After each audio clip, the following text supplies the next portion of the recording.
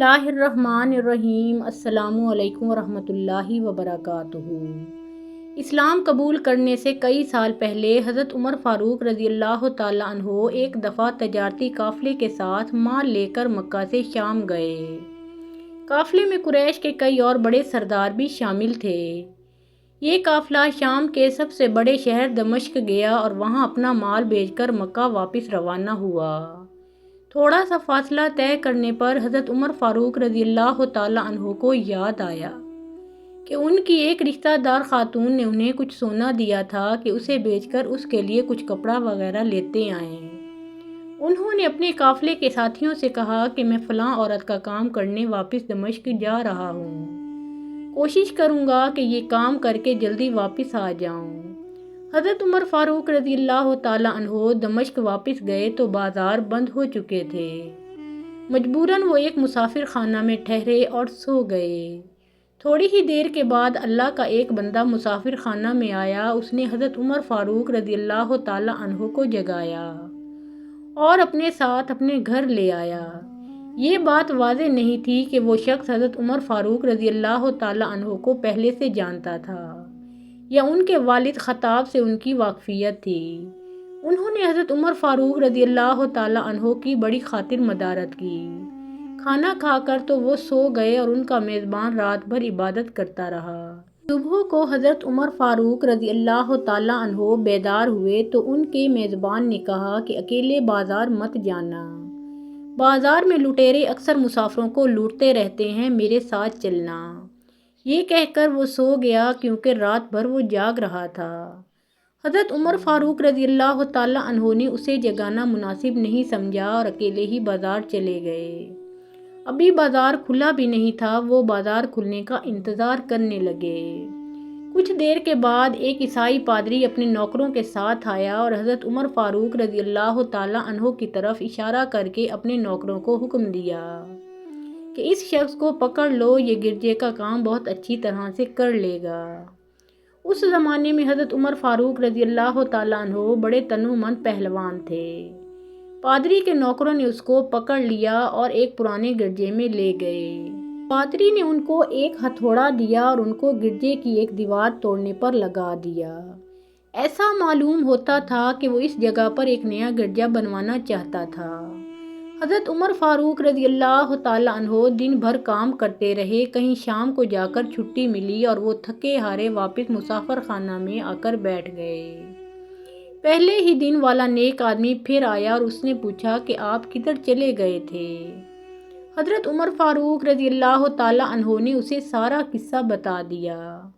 وہ شخص آج بھی ان کو اپنے گھر لے گیا اور ان کی بڑی خاطر و مدارت کی اور انہیں تاکید کی کہ کل بازار جاتے وقت مجھے ساتھ لے جانا۔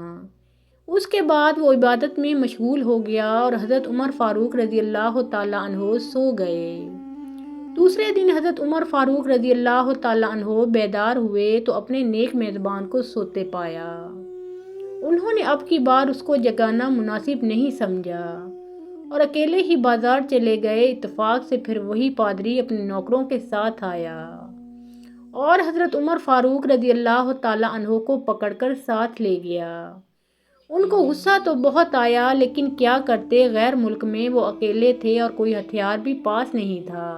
دوسری طرف پادری کے ساتھ 7-8 نوکر تھے اور وہ سب ہتھیار بند تھے۔ پہلے دن کی طرح ہی حضرت عمر فاروق رضی اللہ تعالیٰ عنہ ہتھوڑے کے ساتھ گرجے کی دیوار توڑتے رہے۔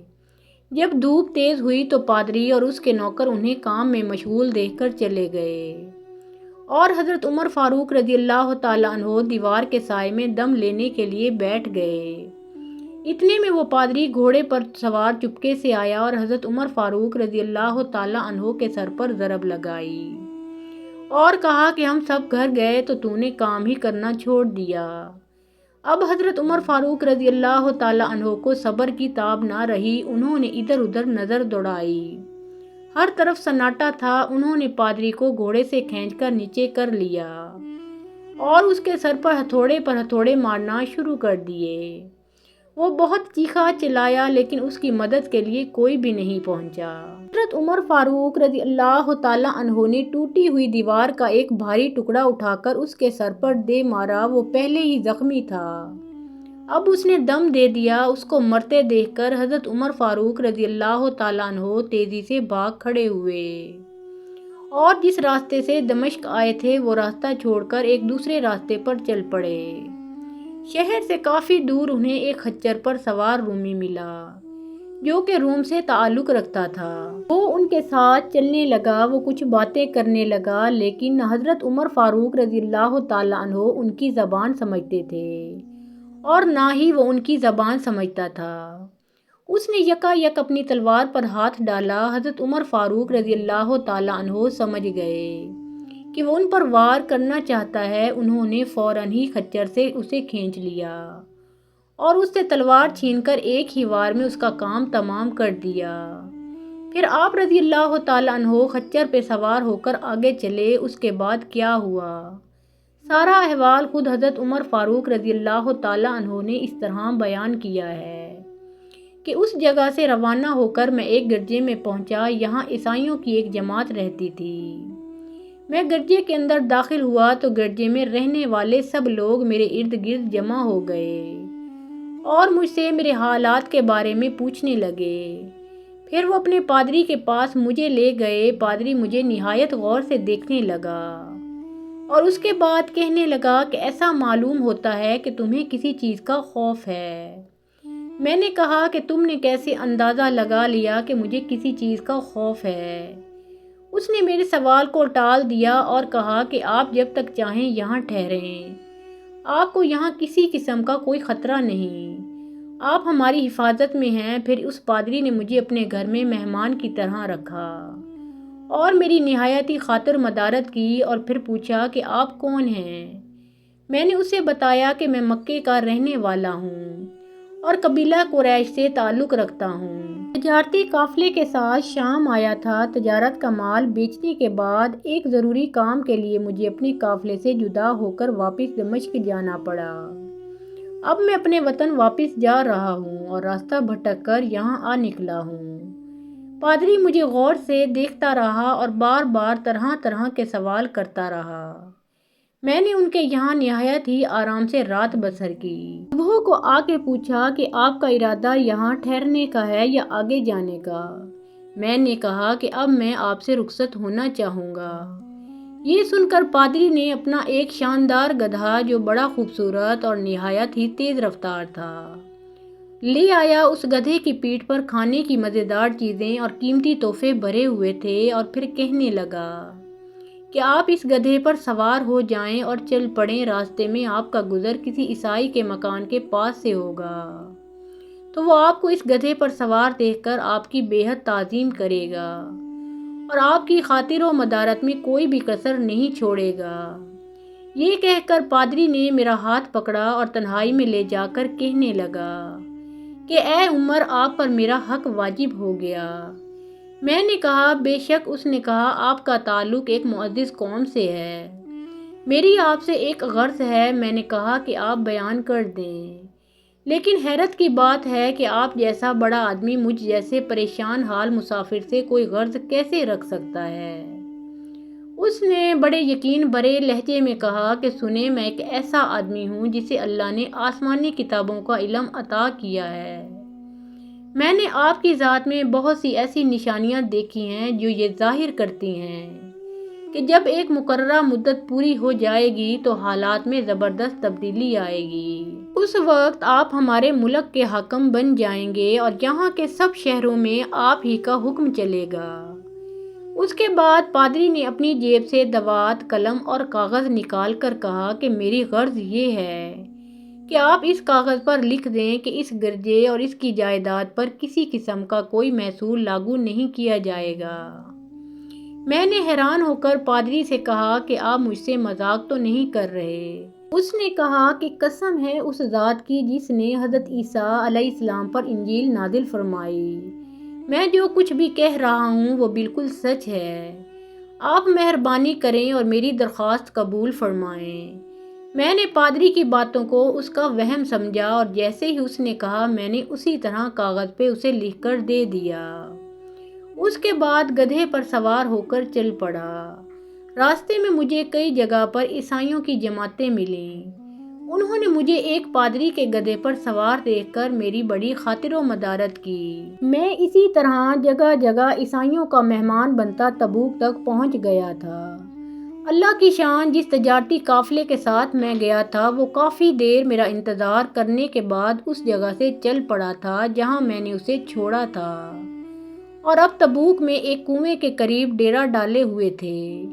قافلے والے میرے ساتھی مجھے دیکھ کر میری طرف دوڑ پڑے اور مجھ سے مل کر بہت خوش ہوئے اور کہنے لگے کہ اے ابن خطاب، ہم لوگ تمہارا انتظار کرتے کرتے بالکل مایوس ہو گئے تھے، تو ہم نے اس مکان کو کوچ کر دیا جہاں سے تم واپس دمشق گئے تھے، مگر تمہارے بارے میں ہم سخت پریشان تھے۔ یہ تو بتاؤ کہ اتنے دن تم کہاں رہے؟ میں نے وہ تمام حالات بیان کیے جو مجھے پیش آئے، لیکن پادری سے جو میری گفتگو تنہائی میں ہوئی وہ بالکل ظاہر نہیں کی، کیونکہ میں پادری کی ان باتوں کو اس کا وہم سمجھتا تھا اور اس کے عقیدے کی کمزوری سمجھتا تھا۔ قریش کے ایک سردار ابو سفیان بھی اس قافلے میں شامل تھے۔ انہوں نے مجھے اس شاندار گدھے پر سوار دیکھ کر کہا، ارے تم لوگ اس نوجوان کی خوش نصیبی تو دیکھو، اسے کسی ایسے میدان میں چھوڑ دیا جائے جہاں نہ پانی ہو نہ سبزہ، پھر بھی اسے رزق مل جائے گا۔ پادری نے رخصت کرتے وقت مجھ سے کہا تھا کہ جب میں اپنے ساتھیوں کے پاس پہنچ جاؤں اور گدھے کی ضرورت نہ رہے تو اس کی رسی کو مضبوطی سے باندھ کر گدھے کو اسی جگہ پر چھوڑ دینا۔ لہٰذا میں نے ایسا ہی کیا۔ یہ دیکھ کر ابو سفیان نے کہا کہ ارے یہ تم نے کیا کر دیا؟ گدھے کو ایسی جگہ پہ چھوڑ دیا جہاں پر چور اچکے اور درندے اکثر گزرتے رہتے ہیں۔ میں نے کہا اس کے مالک نے مجھے ایسا ہی کرنے کی ہدایت کی تھی، وہ اس کی عادتوں سے زیادہ واقف ہے۔ اب وہ جگہ گدھے والا کنواں کے نام سے مشہور ہے۔ وہاں سے روانہ ہو کر ہمارا قافلہ مکہ پہنچا۔ میری اور پادری کے درمیان جو گفتگو ہوئی تھی وہ مجھے بھلائی نہ بھولتی تھی۔ پہلے تو کئی دن تک میں نے اسے اپنے دل میں ہی رکھا، پھر مجھ سے ضبط نہیں ہوا، اور یہ راز میں نے اپنے رشتہ دار خاتون کے سامنے ظاہر کیا۔ جس نے مجھے سونا دیا تھا وہ بڑی عقل مند خاتون تھی۔ اس نے مجھ سے کہا کہ اے ابن خطاب، میں تمہارے بچپن ہی سے تم میں اچھی نشانیاں دیکھ رہی ہوں۔ جب تم بہت چھوٹے بچے تھے تو میں نے ایک دفعہ خواب میں دیکھا کہ تم لمبے ہوتے جا رہے ہو اور تمہارا قد اتنا لمبا ہو گیا ہے کہ اس نے آسمان کو چھو لیا ہے۔ یہ دیکھ کر میں نے خواب میں کہا کہ ارے یہ میرے بچے کی کیا حالت ہو گئی ہے۔ کسی نے کہا کہ یہ لڑکا دنیا اور آخرت میں بھلائی پانے والا بنے گا۔ جاہلیت کے زمانے میں اس قسم کی باتوں کا مطلب میرے سمجھ میں نہیں آتا تھا۔ مکہ میں ایک شخص اہل کتاب یعنی یہود و نصارہ میں سے تھا جو بہت گمنام تھا۔ عام لوگ تو اس سے واقف بھی نہیں تھے، لیکن قریش کے کچھ سردار اسے پہچانتے تھے اور اس کی بہت عزت کرتے تھے۔ ایک دن دوپہر کے وقت میں اس کے یہاں گیا اور اس سے جا کر کہا کہ میں آپ سے چند باتیں کرنا چاہتا ہوں اور چاہتا ہوں کہ آپ ان کو اپنے دل میں راز بنا کر رکھیں اور کسی کے سامنے ظاہر نہ کریں۔ اس نے ایسا کرنے کا وعدہ کیا تو میں نے اپنے سفر کے تمام واقعات اس کے سامنے بیان کر دیے اور اپنے رشتہ دار خاتون کے خواب کا بھی ذکر کیا۔ جب میں اپنی گفتگو ختم کر چکا تو اس نے کہا کہ اے ابن خطاب، جس کو تم نے محصول کی معافی کا وعدہ لکھ کر دیا ہے وہ اس زمانے میں عیسائیوں کا سب سے بڑا عالم ہے۔ جو کچھ اس نے کہا ہے وہ سب سچ ہے اور جلد ہی وہ سچ تمہارے سامنے آ جائے گا۔ جہاں تک تمہاری رشتہ دار خاتون کے خواب کا تعلق ہے تو اس سے یہ ظاہر ہوتا ہے کہ مکے میں ایک بہت بڑا انقلاب آئے گا، زمانہ ایک نئی صورت اختیار کرے گا اور آنے والے زمانے کے آسمان اور زمین بدل جائیں گے۔ میں وہاں سے گھر چلا آیا اور اس کی ساری باتیں اپنے دل میں لیے رہا۔ تھوڑے ہی عرصے کے بعد قریش کی مجلسوں میں آپ صلی اللہ علیہ وآلہ وسلم کا ذکر ہونے لگا۔ یہ لوگ اس بات پر چڑھتے تھے کہ محمد صلی اللہ علیہ وآلہ وسلم اپنے آپ کو اللہ کا رسول کہتے ہیں، لوگوں کو بتوں کی پوجا سے منع کرتے ہیں اور ایک اللہ کو ماننے پر زور دیتے ہیں۔ جلد ہی اللہ تعالیٰ نے اسلام کو ظاہر کر دیا اور مجھے یقین ہو گیا کہ حالات وہی صورت اختیار کر رہے ہیں جس کی طرف آسمانی کتابوں کے عالم شام کے پادری نے اشارہ کیا تھا۔ نبوت کے 6 سال حضرت عمر فاروق رضی اللہ تعالی عنہ نے اسلام قبول کر لیا اور رسول اللہ صلی اللہ علیہ وآلہ وسلم کے جانثار ساتھی بن گئے۔ 11 ہجری میں آپ صلی اللہ علیہ وآلہ وسلم اس دنیا سے رخصت ہوئے تو حضرت ابو بکر صدیق رضی اللہ تعالیٰ عنہ مسلمانوں کے پہلے خلیفہ بنے۔ 13 ہجری میں انہوں نے وفات پائی تو حضرت عمر فاروق رضی اللہ تعالیٰ عنہ خلیفہ بنے۔ ان کے سفر شام کی روایات کرنے والے راوی کا بیان ہے کہ حضرت عمر فاروق رضی اللہ تعالیٰ عنہ اپنی خلافت کے زمانے میں شام تشریف لے گئے تو ایک بہت بوڑھا آدمی جس کے بال برف کی طرح سفید ہو چکے تھے عیسائیوں کی ایک جماعت کے ساتھ ان کی خدمت میں حاضر ہوا اور عرض کیا کہ اے امیر المومنین، کیا آپ مجھے جانتے ہیں؟ حضرت عمر فاروق رضی اللہ تعالیٰ عنہ نے فرمایا کہ اگر آپ شام کے فلاں شہر کے پادری ہیں تو میں آپ کو پہچانتا ہوں۔ اس نے کہا کہ جی ہاں، میں وہی پادری ہوں۔ حضرت عمر فاروق رضی اللہ تعالیٰ عنہ نے فرمایا کہ میں نے آپ سے لکھ کر جو عہد کیا تھا وہ آج بھی قائم ہے۔ اللہ تعالیٰ نے اپنے رسول صلی اللہ علیہ وآلہ وسلم کے ذریعے ہمیں عزت بخشی۔ انہوں نے ہمیں اللہ تعالیٰ کے پسندیدہ دین اسلام کی طرف دعوت دی اور ہم نے یہ قبول کی۔ آپ ہی نے مجھے ان باتوں سے آگاہ کیا تھا، اب آپ کو کون سی چیز اسلام کو قبول کرنے سے روکتی ہے؟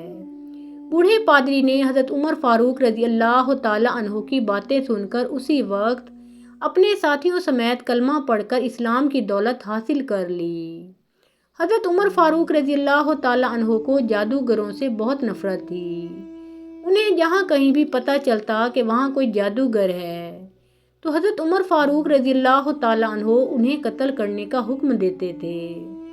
حضرت عمر فاروق رضی اللہ تعالیٰ عنہ کے دور میں ایک شخص تھا جو لوگوں کو بتا دیا کرتا تھا کہ تمہارے ہاتھ میں کتنی کنکریاں ہیں۔ وہ یہ ظاہر کرتا تھا کہ مجھے غیب کا علم ہے۔ ایک دفعہ حضرت عمر فاروق رضی اللہ تعالیٰ عنہ نے اس جادوگر کو بلایا اور اپنے سامنے بٹھا لیا۔ پھر آپ رضی اللہ تعالیٰ عنہ نے اپنا ہاتھ پیچھے کیا اور اپنے ہاتھ میں کچھ کنکریاں اٹھا لیں۔ پھر جادوگر سے کہا، چل بتا میرے ہاتھ میں کیا ہے؟ جادوگر نے کہا کہ آپ کے ہاتھ میں کنکریاں ہیں۔ پھر آپ رضی اللہ تعالیٰ عنہ نے فرمایا، بتا کتنی کنکریاں ہیں؟ جادوگر نے کہا کہ 5 کنکریاں ہیں۔ آپ رضی اللہ تعالیٰ عنہ نے پھر اپنا ہاتھ پیچھے کیا اور پھر کچھ کنکریاں اٹھا لیں۔ پھر فرمایا، اب بتا میرے ہاتھ میں کیا ہے؟ جادوگر نے کہا، آپ کے ہاتھ میں کنکریاں ہیں۔ آپ رضی اللہ تعالیٰ عنہ نے فرمایا، بتا کتنی کنکریاں ہیں؟ جادوگر نے کہا، مجھے نہیں پتا۔ ساری محفل حیران رہ گئی، آخر یہ کیا ماجرا ہے؟ پھر آپ رضی اللہ تعالیٰ عنہ نے فرمایا، پہلے جب میں نے کنکریاں اٹھائی تھیں تو مجھے بھی پتا تھا کہ میرے ہاتھ میں کتنی کنکریاں ہیں۔ اس جادوگر نے میرا دماغ پڑھ لیا تھا۔ دوسری بار جب میں نے کنکریاں اٹھائیں تو مجھے بھی نہیں پتا تھا کہ میرے ہاتھ میں کتنی کنکریاں ہیں، کیونکہ شیطان انسان کے جسم میں خون کی شکل میں دوڑتا ہے اور جادوگر شیطان کی پوجا کرتے ہیں، جس سے شیطان ان کو ہر چیز ہر بات بتا دیتا ہے۔ محفل سے حضرت عمر فاروق رضی اللہ تعالیٰ عنہ لوگوں کو یہ بتانا چاہتے تھے کہ یہ جادوگر اللہ کو چھوڑ کر شیطان کی پوجا کرتے ہیں اور شیطان انسانی جسم کے اندر خون میں گردش کرتا ہے۔ اس سے ہمیں پتہ چلتا ہے کہ جو بات ہمیں پتہ ہوگی وہی ان جادوگروں کو بھی پتہ ہوگی، اور جو ہمیں نہیں معلوم ہوگی تو ان جادوگروں کو بھی نہیں معلوم ہوگی۔ اللہ تعالیٰ ہم سب کو قلب سلیم عطا فرمائے اور ہر قسم کے جادو ٹونے سے بچا کر قرآن و حدیث پر چلنے کی توفیق عطا فرمائے، آمین یا رب العالمین۔ محترم ناظرین، پیارے آقا محمد مصطفیٰ صلی اللہ علیہ وآلہ وسلم کا پیارا نام ایک بار کامنٹ سیکشن میں ضرور لکھیں۔